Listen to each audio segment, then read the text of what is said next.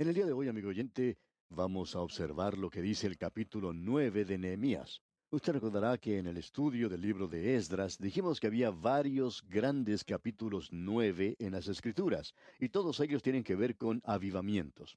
Lo vimos allá en el capítulo 9 de Esdras. Tenemos hoy ante nosotros el capítulo 9 de Nehemías y también el noveno capítulo en el libro de Daniel. Todos estos tienen que ver con el tan importante aspecto del avivamiento. Probablemente deberíamos aclarar lo que queremos decir cuando usamos esta palabra avivamiento, porque creemos que es una de esas palabras que han sido mal entendidas por muchos y probablemente deberíamos pasar algún tiempo explicándola. Es un término técnico que indica el recobrar la vida y el vigor. Quiere decir volver a tener sentido, volver en sí. Se refiere a lo que tiene vida y está desapareciendo, quizá hasta la muerte, y que ya no tiene vitalidad y que luego resucita. En realidad, la resurrección del Señor Jesucristo que se menciona ya en el capítulo 14 de la epístola a los Romanos, versículo 9, es una buena forma de usar esta palabra. Allí se dice que Él resucitó. Bueno, ese es el uso preciso de esta palabra, como podemos apreciar. Obviamente, la palabra avivamiento está limitada a los creyentes. Quiere decir que estaban en una condición espiritual muy baja y que luego fueron reavivados, que fueron provistos de vitalidad y de poder. Aquí en este capítulo 9 de Nehemías, donde nos detendremos en el día de hoy, se utiliza en ese sentido. Sin embargo, estamos seguros que usted ya se ha dado cuenta que el uso de esta palabra ha sido amplificado y ahora quiere decir que muchas personas están viniendo a Cristo, que eso es un avivamiento. Pero creemos que aquellos que vienen a Cristo y el avivamiento de los creyentes van tomados de la mano, pertenecen el uno al otro. Usted nunca puede tener una gran experiencia alcanzando almas para Cristo sin que el pueblo de Dios tenga un avivamiento. Queremos dar una mirada a esto porque eso es lo que se nos presenta aquí. Muchas de estas personas, como hemos visto en el capítulo 8, nunca habían oído la palabra de Dios. Ellos habían estado en la cautividad por 70 años, no tenían ningún acceso a la palabra de Dios. No había nadie allí que se las pudiera leer. Cuando regresaron a su tierra y los muros fueron reedificados, Nehemías tuvo un gran tiempo de lectura de la palabra de Dios. Quizá fue por un período bastante largo, no sabemos exactamente cuánto duró todo esto. Él tenía a Esdras, escriba, quien tenía la palabra de Dios, y construyeron un púlpito para que pudiera leer de la palabra de Dios desde la puerta de las aguas. El pueblo lloró y lloró principalmente de gozo. Lo que queremos recalcar es que tiene que haber emoción cuando se escucha la lectura de la palabra de Dios. Esta es nuestra razón personal, amigo oyente, para desear propagar la palabra de Dios. Podemos sinceramente decir que no es muy importante lo que decimos personalmente, sino lo que la Biblia dice. El Espíritu de Dios puede tomar la palabra de Dios, y si nosotros la hemos presentado como se debe hacer, Él la puede aplicar y bendecir en los corazones y las vidas de los oyentes. Esa es la razón por la cual compartimos las cartas que nos llegan de los oyentes para poder apreciar lo que Dios está haciendo. Es algo verdaderamente sorprendente. Sinceramente hablando, queremos decir que nadie se sorprende más que nosotros cuando recibimos una carta diciendo que cierto programa que hemos hecho ha provocado que una persona se volviera al Señor. Ahora no me debería sorprender esto porque el Señor mismo ha dicho que Él bendeciría su palabra. La lectura de la palabra de Dios tuvo gran resultado sobre esta gente en esa época.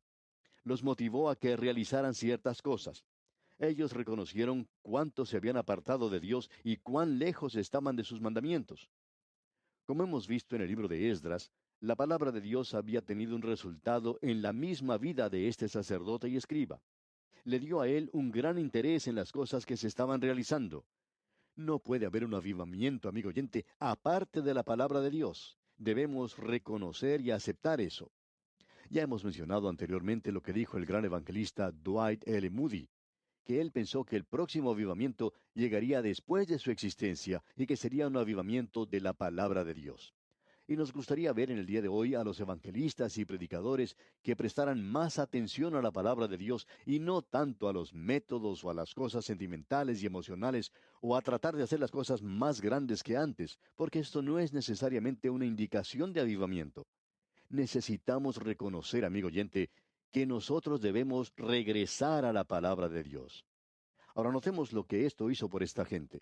Se nos dice en los primeros dos versículos de este capítulo 9 de Nehemías: el día 24 del mismo mes se reunieron los hijos de Israel en ayuno y con cilicio y tierra sobre sí, y ya se había apartado la descendencia de Israel de todos los extranjeros, y estando en pie, confesaron sus pecados y las iniquidades de sus padres.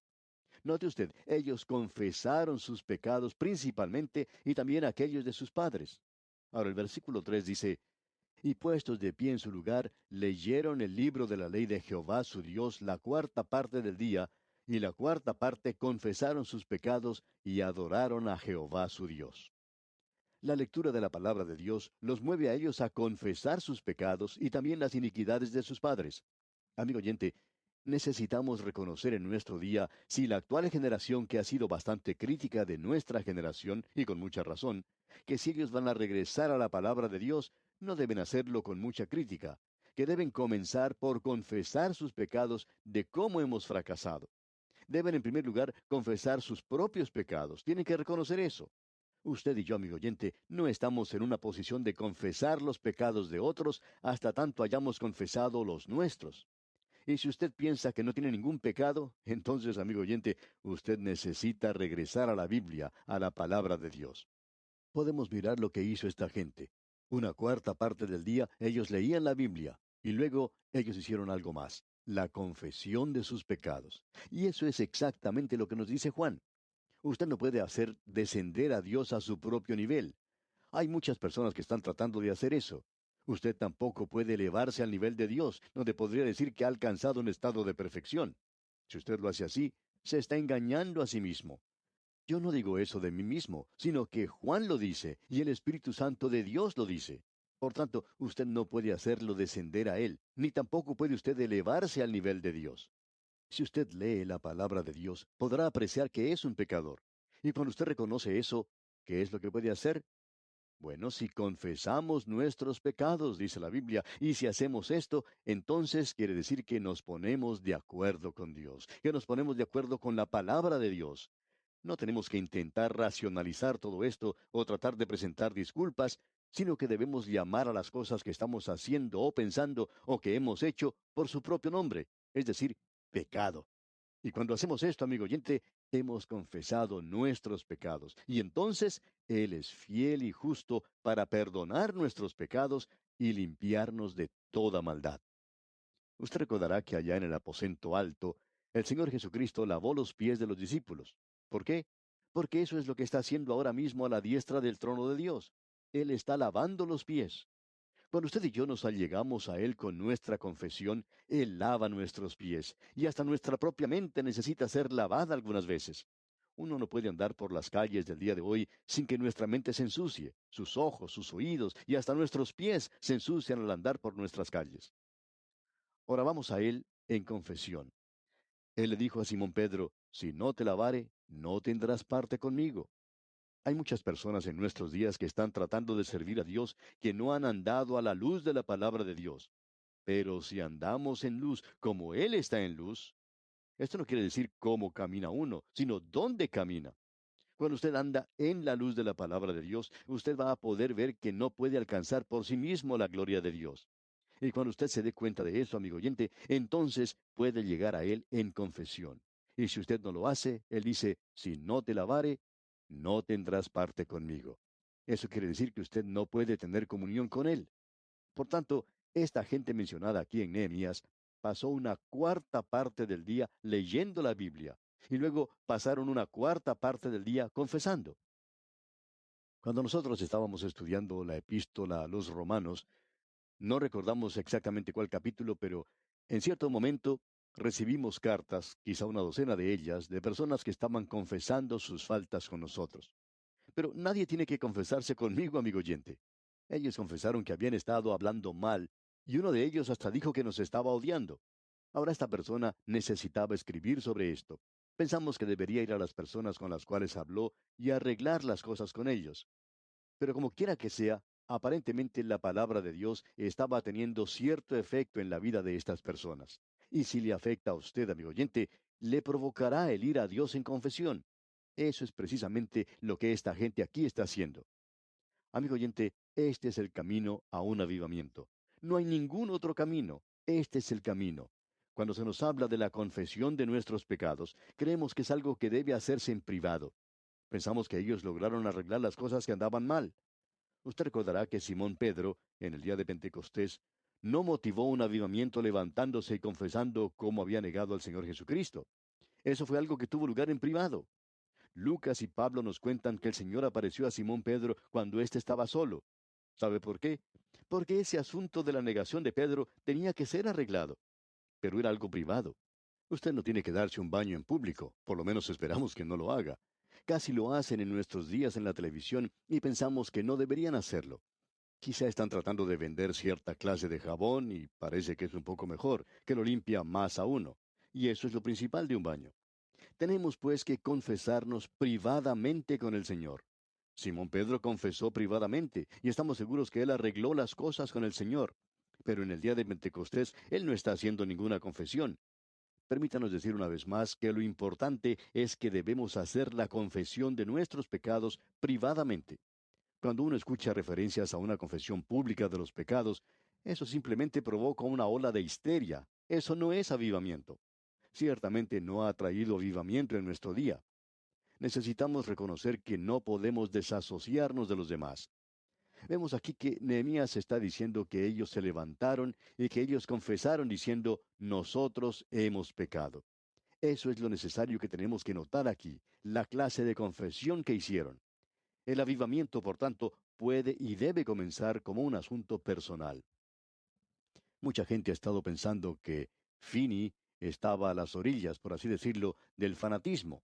Y si usted lee alguno de sus libros, se dará cuenta de que no es así. Él dijo que un avivamiento no era un milagro. Dijo que cada persona podía cumplir con las condiciones. Usted puede dibujar un círculo, colocarse dentro del círculo y decir al Señor que comience un avivamiento en ese preciso lugar y allí comenzará. Después de todo, Elías fue un avivamiento en una sola persona. Y ha habido personas que han llenado esas mismas condiciones. Cuando se cumplen las condiciones para un avivamiento, vemos que da como resultado una gran bendición. Tocaremos a continuación los puntos más sobresalientes de este capítulo 9 de Nehemías. Veamos los versículos 4 y 5. Luego se levantaron sobre la grada de los levitas Jesúa, Bani, Cadmiel, Sebanías, Buni, Serebías, Bani y Kenani, y clamaron en voz alta a Jehová su Dios. Y dijeron los levitas Jesúa, Cadmiel, Bani, Asabnías, Serebías, Odías, Sebanías y Petaías: Levantaos, bendecid a Jehová vuestro Dios desde la eternidad hasta la eternidad, y bendígase el nombre tuyo, glorioso y alto, sobre toda bendición y alabanza. Amigo oyente, esta confesión no le lleva a usted a una demostración pública, donde usted se levanta y llama la atención sobre sí mismo, diciendo a la gente lo pecador que es. Esto, según hemos notado, lo hace a uno muy grande ante los demás. Bueno, ¿qué es entonces lo que uno debe hacer? Esta gente se levantó después de haber hecho su confesión.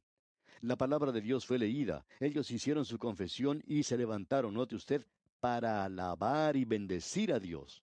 Y eso es lo que nosotros debemos hacer. Necesitamos alabar a Dios en nuestras reuniones. Necesitamos bendecir su nombre. Alguien decía en cierta ocasión que la reunión de entre semana de su iglesia se estaba haciendo demasiado monótona al escuchar siempre las mismas oraciones. Así es que decidieron que la reunión de un miércoles por la noche, en lugar de que las personas oraran pidiendo a Dios por esta cosa y por aquella otra, simplemente alabaran a Dios. Y él dice, sabe, eso casi trae un avivamiento. Y eso es, amigo oyente, lo que necesitamos en nuestro día. Traerá un gran avivamiento cuando nosotros comencemos a alabar a Dios y a exaltar su nombre santo. Notemos ahora lo que dice el versículo 6 de este capítulo 9 de Nehemías. Tú solo eres Jehová. Tú hiciste los cielos de los cielos, con todo su ejército, la tierra y todo lo que está en ella, los mares y todo lo que hay en ellos. Y tú vivificas todas estas cosas, y los ejércitos de los cielos te adoran. ¿Ha tenido usted la oportunidad de detenerse a la orilla del mar y observar esas olas gigantescas que golpean contra las rocas? ¿Le ha movido a usted a volverse hacia Dios? ¿Ha estado usted alguna vez en un gran bosque, por ejemplo? Cuando uno entra a un bosque grande, lleno de árboles altos y gruesos, qué emocionante es todo eso. Uno puede entrar a un lugar como estos por la mañana y levantar la vista para observar cómo la copa de los árboles forman la bóveda de un grandioso templo. Y uno allí puede adorar a Dios. Él es el Creador. Él fue quien hizo todo eso que nos rodea. Él fue quien creó este universo. Y no solo hizo eso, sino que podemos leer aquí en el versículo 7: Tú eres, oh Jehová, el Dios que escogiste a Abraham, y lo sacaste de Ur de los Caldeos, y le pusiste el nombre Abraham. Ellos alababan a Dios por la forma en que Él había guiado a sus antepasados, cómo Él había elegido a Abraham, cómo lo había cuidado en la tierra de Canaán, cómo los había traído como nación desde la tierra de Egipto, cómo ellos habían sido guiados milagrosamente y cómo Él los había cuidado durante todo ese tiempo. Ellos alababan a Dios por eso. Amigo oyente, ¿le ha dado gracias usted a Dios alguna vez por permitirle vivir en su país? Amigo oyente, permítanos decirle, ¿le ha dado gracias a Dios por haberle llevado al lugar que hoy ocupa? Nosotros deberíamos agradecerle a Él por eso. Esta gente lo hizo. Ahora ellos confiesan los pecados por su pueblo. Una persona necesita confesar los pecados de su país en estos días, porque ninguno de los candidatos, ni de los partidos políticos, ni de los hombres de gobierno, ni los educadores están confesando que nosotros hemos pecado. Pueden confesar que otra persona pecó, pero no, ellos no lo han hecho. Y no están confesando los pecados del país. Escuche lo que dicen los versículos 34 y 35 de este capítulo 9 de Nehemías. Nuestros reyes, nuestros príncipes, nuestros sacerdotes y nuestros padres no pusieron por obra tu ley, ni atendieron a tus mandamientos y a tus testimonios con que les amonestabas. Y ellos en su reino, y en tu mucho bien que les diste, y en la tierra espaciosa y fértil que entregaste delante de ellos, no te sirvieron, ni se convirtieron en sus malas obras. Dios ha bendecido nuestras naciones de alguna manera, amigo oyente. Nuestros antepasados llegaron a nuestros países con sus problemas y sus faltas, como usted se habrá dado cuenta por medio de la historia. Y no quisiéramos regresar a los tiempos de antes. Pero de cualquier manera, usted y yo, amigo oyente, tenemos mucho por qué agradecer a Dios en el día de hoy. Pero ellos pecaron, nosotros pecamos, y cuánto más permitirá Dios que continuemos de esta manera. Luego él dice en el versículo 36: He aquí que hoy somos siervos. Henos aquí, siervos en la tierra que diste a nuestros padres, para que comiesen su fruto y su bien. Ellos reconocieron el juicio de Dios que estaba sobre ellos. Amigo oyente, ¿llegará el juicio de Dios sobre nuestras naciones? No creemos que podamos escapar, amigo oyente. Notemos ahora los versículos 37 y 38 de Nehemías capítulo 9. Y se multiplica su fruto para los reyes que has puesto sobre nosotros por nuestros pecados, quienes enseñorean sobre nuestros cuerpos y sobre nuestros ganados, conforme a su voluntad, y estamos en grande angustia. A causa, pues, de todo esto, nosotros hacemos fiel promesa y la escribimos firmada por nuestros príncipes, por nuestros levitas y por nuestros sacerdotes. Hemos puesto nuestro sello de que estamos regresando a Dios. Ahora, ¿qué clase de pacto ha hecho usted con Dios, amigo oyente? Si usted realmente quiere comprometerse con Dios, puede firmar un pacto con Él. Y aquí vamos a detenernos por hoy, no sin antes invitarle a que escuche nuestro próximo estudio, cuando iniciaremos nuestro recorrido por el capítulo 10 de este libro de Nehemías. Al despedirnos, deseamos que el Señor le bendiga en manera especial.